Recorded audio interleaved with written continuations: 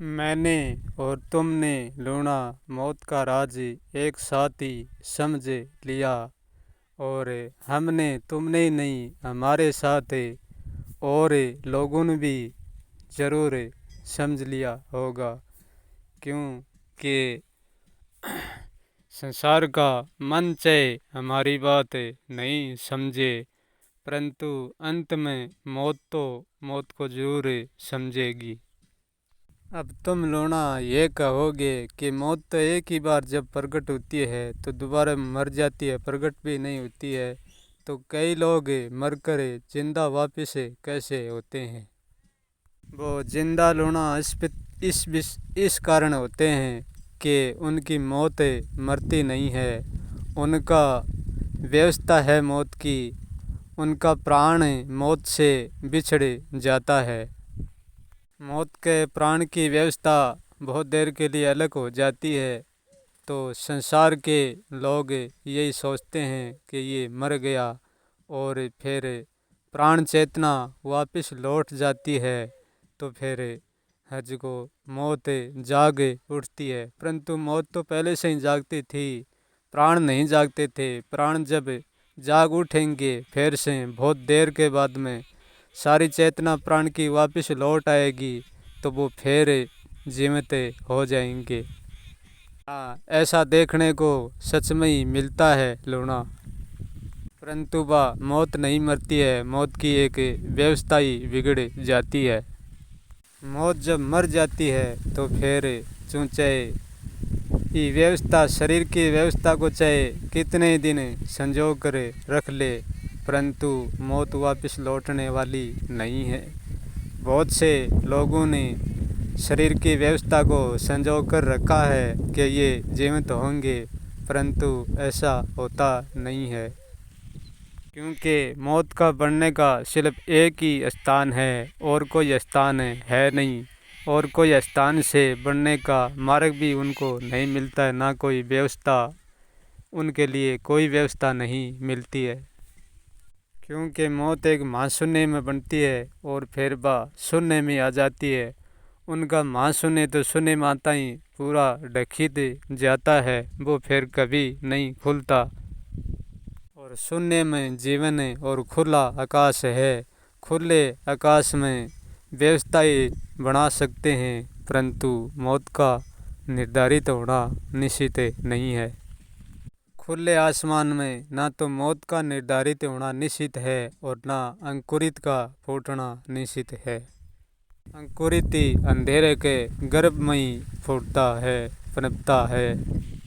अब प्रश्न ये उठता है लूना कि मौत बनती किन से है? मौत का अस्तित्व अति सूक्ष्म है और मौत की मृत्यु अति सूक्ष्म से ही अति सूक्ष्म है। मौत का सूक्ष्म इतना माइनस में ही, इतना झीणा ही, बहुत छोटा ही, बहुत छोटा ही।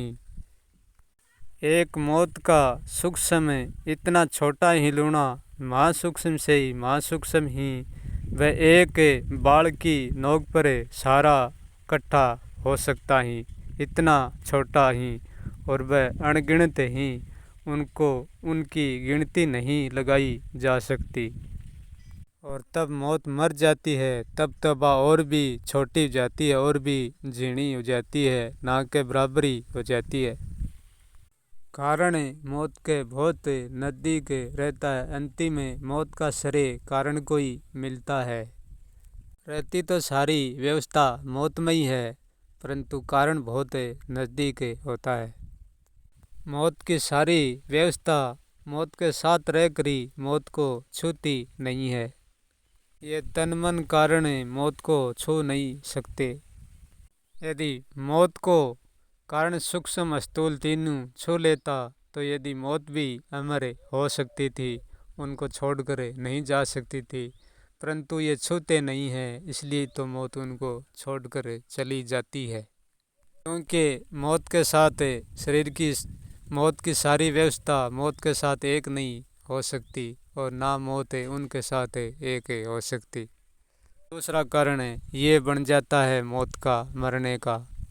मौत के बारे में चाहे चाहे कोई कितनी लड़ाई करो, मौत किसी की नहीं सुनती है, क्योंकि मौत नहीं लड़ती है, लड़ती मौत की व्यवस्था है, क्योंकि वह लड़कर भी बचा नहीं सकती। चाहे कोई कितना ही जोर है क्यों ना लगा ले, परंतु बचा नहीं सकता।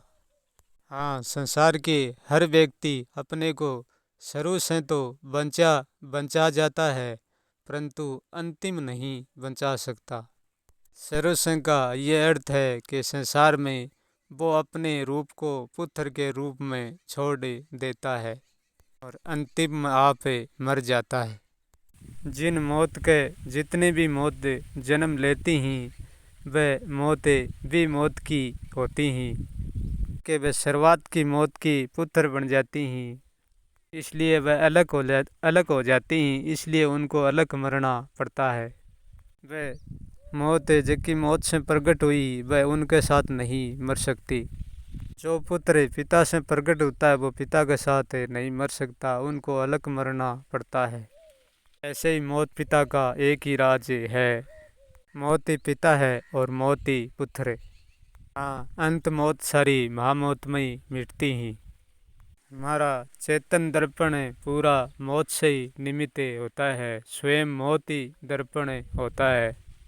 जो भी सोचते हैं, जो भी देखते हैं, वो मौत के दर्पण पर ही देखते हैं, मौत के दर्पण पर ही सोचते हैं। जो मौत विचार को कमा जाती है वह अमर कर जाती है, और नहीं कमाती है वह साथ ले मर जाती है। यहाँ विचार ही अमर होता है, मौत नहीं। इस बात को कोई नाकार की भी नाकार नहीं सकता, क्योंकि मौत को कोई नहीं नाकार सकता।